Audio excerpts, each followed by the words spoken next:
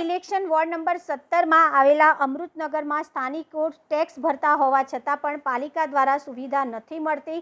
Ward number 17ના ભાજપાના સ્થાનિક કાઉન્સિલરને ઘણીવાર રજૂઆત કરવા છતાં કામગીરી થતી ન હોવાથી આજરોજ સ્થાનિકોએ વોર્ડ નંબર 17 કોંગ્રેસ પ્રમુખ પાર્થ પટેલને જાણ કરતા પાર્થ પટેલ દ્વારા સ્થાનિકોની સમસ્યાનો નિકાલ થાય એ હેતુથી શહેરના કોંગ્રેસ પ્રમુખ ઋત્વિજ જોશી, મહાનગરપાલિકાના વિપક્ષના નેતા ચંદ્રકાંત શ્રીવાસ્તવ, પૂર્વ મંત્રી ભીખાભાઈ રબારીને જાણ કરતા કોંગ્રેસ આગેવાનો સહિત મોટી સંખ્યામાં કોંગ્રેસ કાર્યકરો પ્રજાની સમસ્યા દૂર કરવા સ્થળની મુલાકાત લીધી। આ વિસ્તારમાં સ્થાનિકો ટેક્સ ભરે છે છતાં પણ ગટર લાઇન તેમજ રોડ રસ્તાની સુવિધાથી વંચિત છે। જ્યાં જુઓ ત્યાં ગંદકીનું સામ્રાજ્ય। પ્રાથમિક સુવિધાઓના અભાવે આજરોજ સ્થાનિકોએ કોંગ્રેસના આગેવાનોને બોલાવી સમસ્યાના નિકાલ માટે રજૂઆત કરી હતી। ડોન બોસ્કો સ્કૂલની પાછળ જે અમૃતનગર સોસાયટી છે ત્યાંના સ્થાનિકો ટેક્સ ભરે છે કોર્પોરેશનને।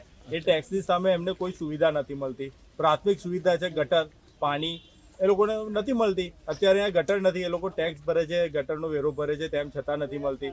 બીજું કે અહીંયા રોડ રસ્તાની તમે જો કેવી પરિસ્થિતિ છે કે અહીં અંદર જવું હોય તો બી તમારે કાદવની અંદરથી જવું પડશે। એટલે મારી તો આપના થકી એ જ માંગણી છે। અમે આના માટે શહેર પ્રમુખ ઋત્વિજ જોશી તેમજ ભથ્થુભાઈ વિપક્ષના નેતા પણ અહીંયા આવીને ગયા છે અને એમની રીતે પણ રજૂઆત કરશે। પણ આપના માધ્યમથી પણ એ રજૂઆત છે કે વહેલી તકે આ લોકોને સુવિધા મળે। આ તો કેવું છે કે ગરીબ વર્ગ છે, દલિત છે, એટલે એમને અમુક સુવિધાથી વંચિત રાખવામાં આવે છે।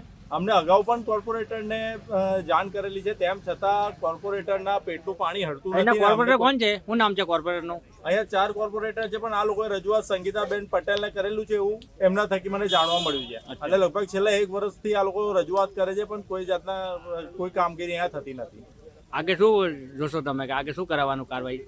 અત્યારે તો ખાલી સ્થળ ઉપર ભેગા થયા છે। જો આ પ્રશ્નનું સોલ્યુશન નહીં આવે તો આગામી સમયની અંદર કોર્પોરેશન ઓફિસમાં પણ અમે જઈને હલ્લાબોલ કરીશું।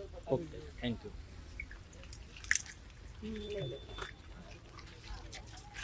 ખરેખર કહેવા જાય તો આ રોડની રસ્તાની હાલત બહુ ખરાબ છે। ખરેખર વોર્ડ નંબર 17ના હદમાં